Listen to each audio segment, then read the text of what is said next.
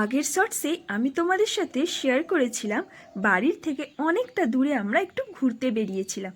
তো সেই মাঠের দিকে এসেই এমন সুন্দর ধান ক্ষেত দেখতে পাবো এ তো আমি কল্পনাই করতে পারিনি।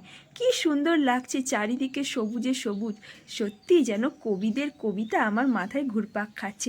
আর ওই যে দূরে দেখা যাচ্ছে আমবাগানগুলি, প্রত্যেকটা গাছে এত পরিমাণে আমের বকুল হয়েছে কি বলবো, বলার বাইরে। এই বছর মনে হচ্ছে আমের ফলনটা খুব হবে।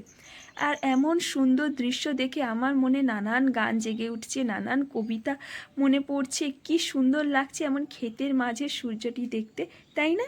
আর এই যে আলপথ, এই আলপথ দিয়ে এবার আমরা যাব পাশের আম বাগানের ভিতর দিয়ে আরেকটা ক্ষেত দেখতে। তো চলো তোমাদেরকে নিয়ে যাই ওই দিকটাতে।